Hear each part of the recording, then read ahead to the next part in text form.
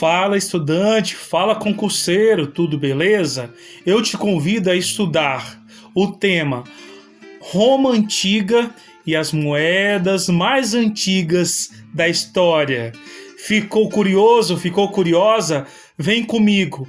E não esqueça, se gostar, deixe o seu like e espalhe essa ideia de estudos na web, que é o Comboist, tá bom? Meu amor. Galera, vou deixar aqui o link e informações sobre alguns parceiros que têm nos ajudado aí e divulgado o nosso canal. Confira aí.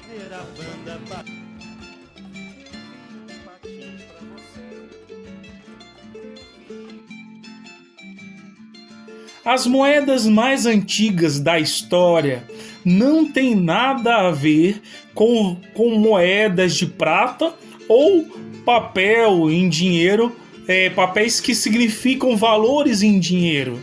Nada a ver. As moedas mais antigas da história têm a ver com produtos em espécie que eram ou sagrados para alguma civilização ou eram raros para essa civilização. Vamos falar de três aqui: do cacau, do sal e do soldo, né? O cacau era utilizado largamente em terras americanas pelas tribos incas, maias e astecas em suas trocas comerciais.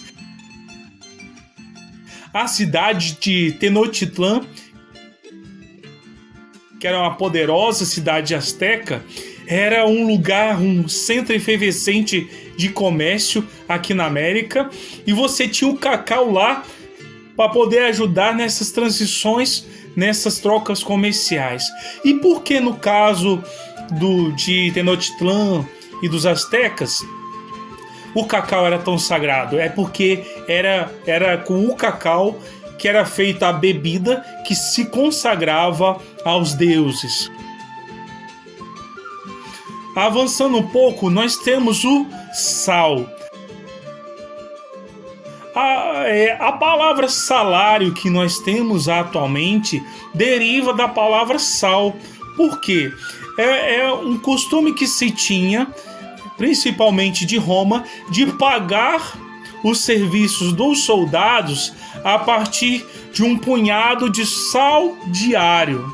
O sal diário virou com o tempo a palavra salário. E com esse sal diário,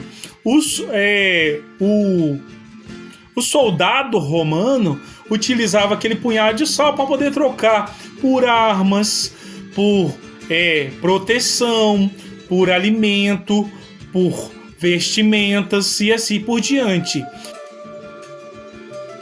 Assim como a palavra salário, nós temos o soldo. O soldo também era pago para o exército romano. E como que era esse soldo? Era uma moeda fina, entendeu? E a gente pode dizer que o soldo tinha um pouco menos valor do que o sal diário. Mas também foi uma forma de remunerar os soldados do Império Romano Antigo. E da palavra soldo é que vem a palavra também soldado. O que é o soldado? É aquele que recebe o soldo para prestar serviços militares. Sacou?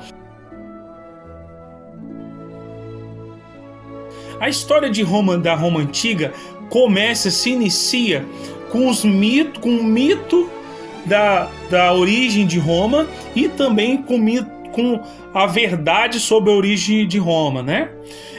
O mito da origem de Roma vem dos irmãos Rômulo e Remo, que eram irmãos gêmeos e foram jogados para morrer, né, pelo tio deles, tio de Alba Longa. Era o herdeiro de Alba Longa, e esse tio ele queria o governo, o comando só para ele. Então esses meninos que eram herdeiros ao trono, ele dão um jeito de sumir com ele. Só que os dois irmãos foram criados por uma loba,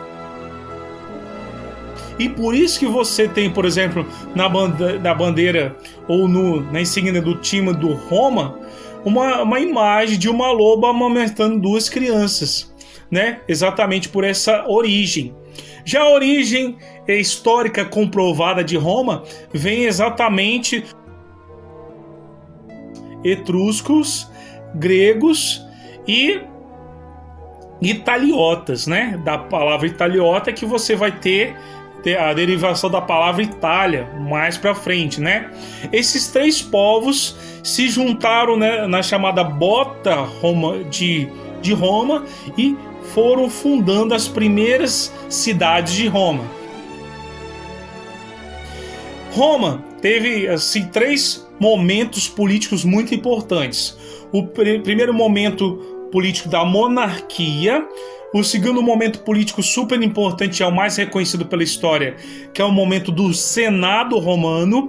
Lá nós temos a criação da ideia da república, res pública, ou seja, a coisa pública, se originou nessa época em que o Senado estava no comando de Roma.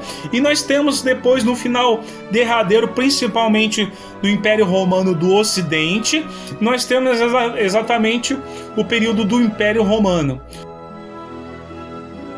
Não vamos adentrar em detalhes sobre o período da monarquia e da república. Vamos falar um pouco do império. Vou abordar a questão do império citando alguns imperadores romanos que foram de suma importância para o crescimento e para o estabelecimento de Roma. Nós temos, por exemplo, o primeiro imperador romano, que foi Caio César, né? Foi Júlio César. Júlio César, ele era um alto oficial romano e ele conseguiu tomar o poder, já que no momento que ele estava como alto oficial, o comando de Roma estava na mão de três líderes militares, era o chamado triunvirato. Ele conseguiu vencer os seus adversários e surgiu como o primeiro imperador, né? Ele conseguiu organizar a cidade de Roma, mas ele foi traído pelo seu filho postiço chamado Brutus, né? Por isso que você tem a frase aí, até tu, Brutus, meu filho, que vem dessa traição que ocorreu através de Brutus. E você tem Otávio Augusto. Otávio Augusto seria tipo um filho aproximado de Júlio César. Ele também teve que conquistar o domínio de Roma a partir da conquista com outros três generais romanos, e Júlio César subiu ao poder no primeiro triunvirato. Já Otávio Augusto subiu ao poder como imperador no segundo triunvirato. Ele conseguiu organizar a cidade de Roma e instituiu uma coisa muito importante, que é a chamada Pax Romana. O que é isso? Era uma política para delimitar, né, as regiões de Roma, já que Roma era um império gigantesco e precisava dessa delimitação, porque ela não conseguia mais controlar essas fronteiras imperiais. Então, ele criou, e a Pax Romana, assim, resumidamente, é um momento em que o Império Romano vai abrir mão da sua política expansionista de conquistas e vai se limitar a proteger as fronteiras do seu império, né? Nós temos um ponto um pouco ruim dessa política, porque é a partir das guerras que o Império Romano conseguiu seus escravos. Sem guerras, a questão dos escravos de Roma vão estar diminuindo, e isso vai causar, de certa forma, a crise do Império Romano mais à frente. Além de Otávio Augusto, nós podemos falar sobre Constantino. Constantino, ele foi um imperador que vai fundar a capital do Império Romano do Oriente, chamado Constantinopla. Ele vai ser um imperador que vai herdar a religiosidade cristã, entendeu? Ele vai instituir o cristianismo como religião oficial do Império Romano. Lembrando que até então a religiosidade romana era uma religiosidade tida como pagã e acreditava em vários deuses. A religiosidade romana até então se aproximava muito da religiosidade, por exemplo, que os gregos tinham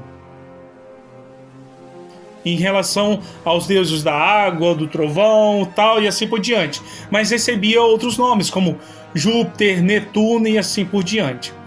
Nós temos também um imperador que é muito lembrado por suas loucuras, que é Nero, porque ele estava entediado e porque ele queria jogar a culpa nos cristãos, ele resolveu tacar fogo na cidade de Roma, culpar os cristãos e também se divertir, porque segundo as fontes históricas, ele estava entediado no momento que ele pede para poder fazer isso em Roma. Beleza? Espero que tenha gostado. Abordei de forma geral aí alguns imperadores que receberam algum destaque a mais nesses impérios romanos e também a gente abordou um pouco no início do vídeo sobre as moedas mais antigas do mundo e aí da história do mundo, beleza? Espalhe essa ideia de estudos na web, que é o Comboist. Valeu!